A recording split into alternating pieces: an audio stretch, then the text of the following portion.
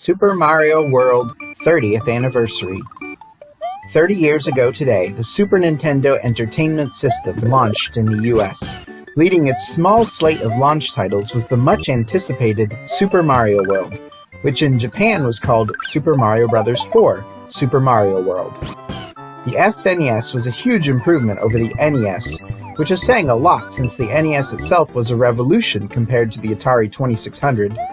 The sound quality and color palettes mean the games still hold up beautifully in 2021, which is not exactly true of NES games.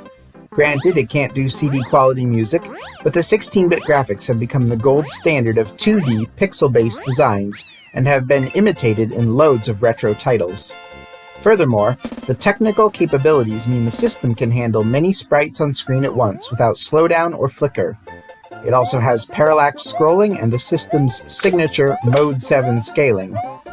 Firing up an SNES game in the third decade of the 21st century remains a pleasure. The pack-in game, Super Mario World, checked every box. Super Mario Bros. 3 had radically expanded the scope of a Super Mario game less than 2 years earlier, but SMW refined the experience with even more varied levels, a world map that changed as you cleared levels, secret paths and levels, and 2 bonus worlds, Star World and Special World. The game's greatest addition to the Super Mario franchise was Yoshi. As a kid, being able to ride a dinosaur, eat enemies, and gain special powers through red, blue, and yellow Koopa shells was the highlight of the game. Also noteworthy was the powerful Feather, which let Mario fly indefinitely, provided you could master tapping left to gain a little altitude. Alternately, you could press right and dive bomb the enemies. It's almost impossible to overpraise SMW. Its levels remain benchmarks of platforming design.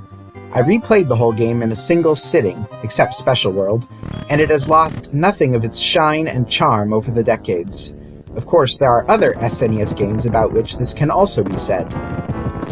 What struck me most replaying it was how varied the levels are. It never feels repetitious. Each level has its own identity. SMW was one of the first games to introduce collectibles. Every stage has 5 dragon coins to find. It doesn't track them outside the stage, but if you get all 5 in one go, you're rewarded with an extra life. Of course, the game is so easy, at least for me, that extra lives don't matter. As a kid, I liked grinding 1-up mushrooms from the secret area in World 2, but that is entirely superfluous. Even though I never have to worry about a game over, the game still contains hard stages, especially in Special World. The overall difficulty level is just right, even if veterans may desire more challenge. The Mario series has never been about difficulty, but rather replayability, which this game has in spades. The numerous secret exits and paths mean completionists can spend hours finding everything.